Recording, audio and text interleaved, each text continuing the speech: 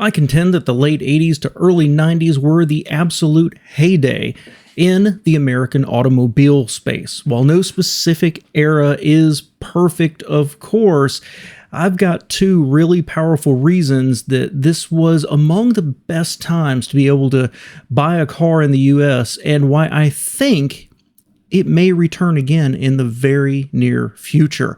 Welcome back to All Cars, my friends. If you're new here, my name is John, and I make absolutely no bones about the fact that I am a child of the mid-'80s. That's when I came to my awareness of automobiles, and I absolutely love many of them. So today I have put my rose-colored glasses on firmly affixed to my face, and I've been reflecting on this for a long time because I think the late 80s to the mid-90s were really a special time in the American automobile realm, the world. You can look back at other eras and maybe they had great design, like what was kicked off by that 49 Cadillac, or the muscle cars of the 60s and the 70s, or even today.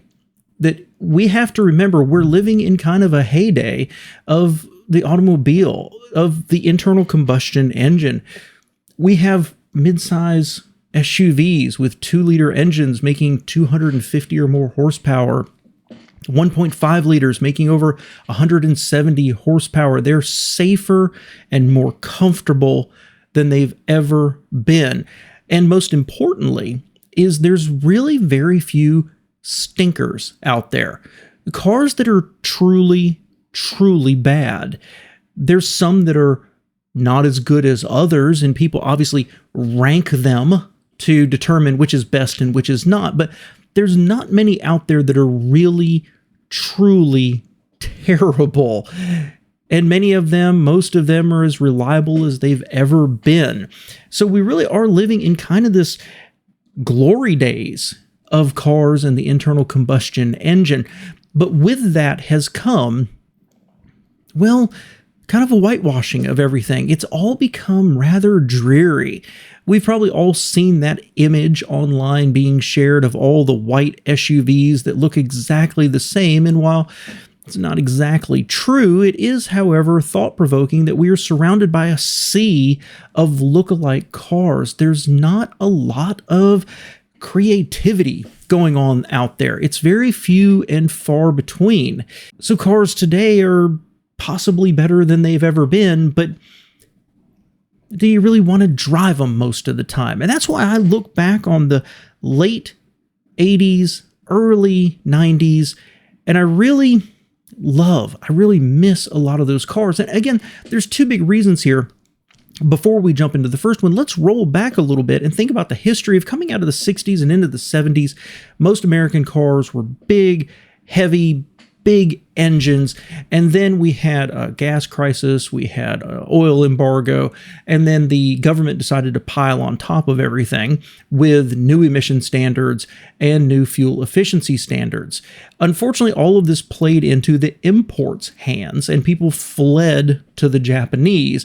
They already made smaller front-wheel drive, sometimes cars with small engines that were much more fuel efficient, and the American manufacturers had to respond dramatically. They had to downsize their engines, they had to change their engines, restrict them, choke them with all of these emission standards, all this emission equipment added onto it, while at the same time downsizing their cars rather dramatically so the engines could literally even haul them around.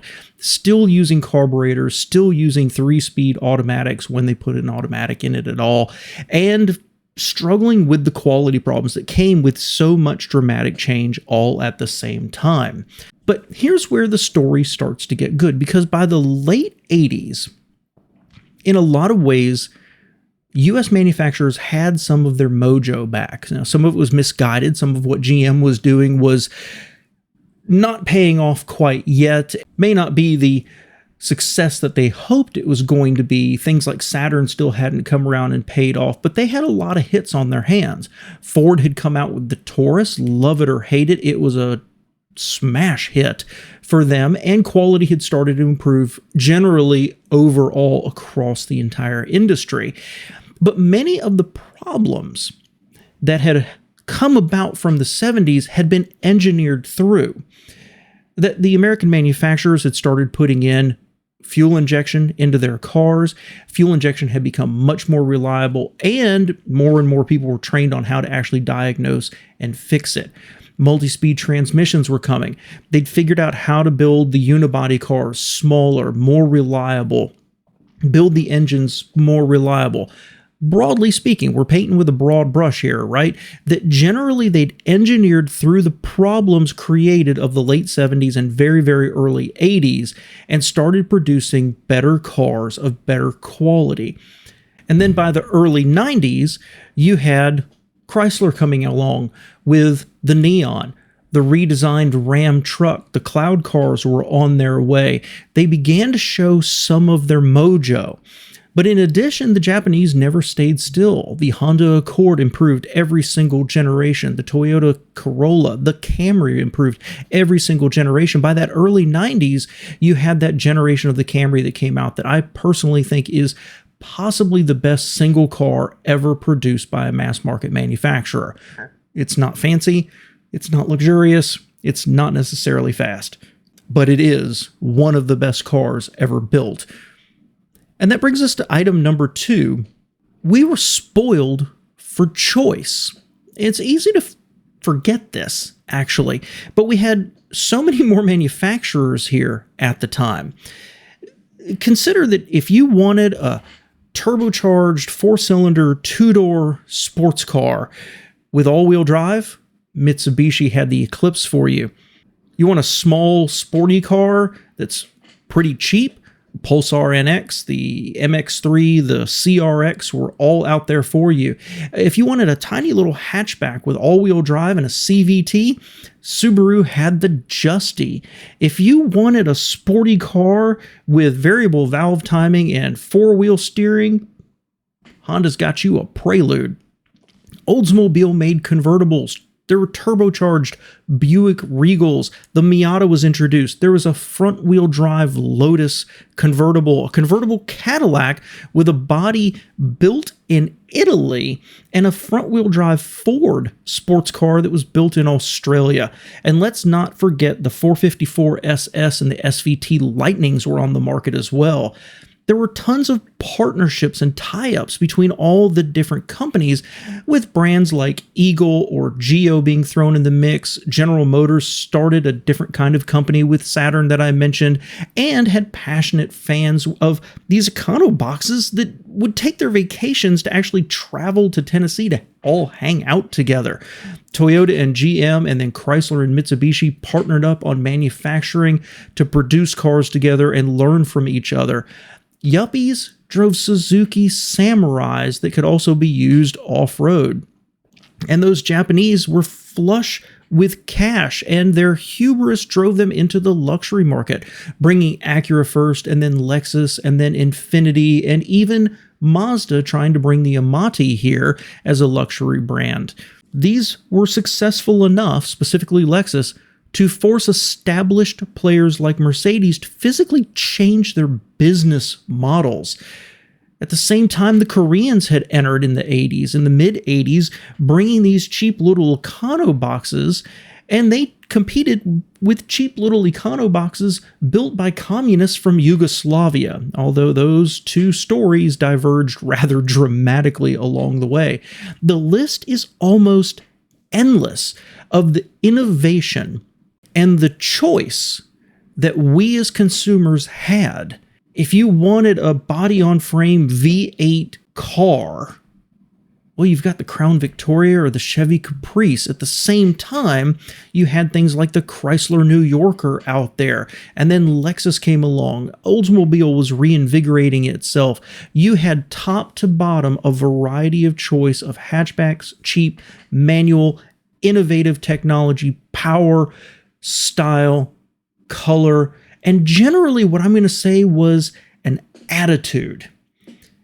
And all of that seems to be missing right now. So when I look back at the late 80s and the early 90s, while I do have, as I said, these rose-colored glasses on, I think it's somewhat justified. Not every one of these cars was a hit. Not every one of these cars was super reliable. I'm not trying to pretend that.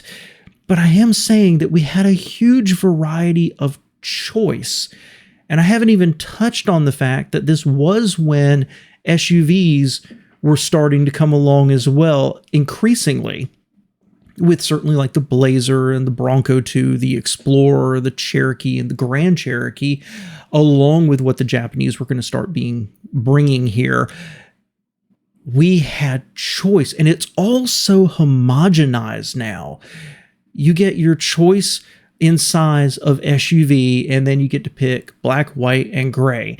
And there's very, very few outliers in the space right now. And there's been so much consolidation, and all of those side projects have all kind of gone away, like Geo and like Saturn and Hummer. Love them or hate them. And I think that we're going to see that again in the American automobile space in the near future. And it's going to be painful. Now, this isn't meant to be an editorial, but if there's another recession, and there's always another recession, we're going to see more consolidation in the industry, but we're also going to see more companies start coming here, and they're going to be probably from China.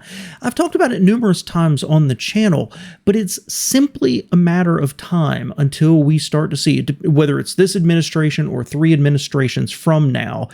There will be an opening where Chinese products begin to come in here, and they're probably going to come in at the lower end, much like the Japanese did in the 70s. It's going to put pressure, but that capitalism, that competition is going to bring back variety and fresh thinking instead of variations on all of generally the same cookie cutter stuff we see today. I will end with, I do believe we're living in one of the best time periods today. Right now, reliable, powerful, fuel-efficient engines in safe cars with tons of technology that make life much more easy when you're driving. But something's been lost in all of that, and it's automakers having a personality. They isolate it to a new Bronco or the Corvette. But everybody else is just kind of, what color egg do I want to drive? I miss the late 80s and the early 90s where we had a little combination of reliability, safety, variety, and charisma in our cars.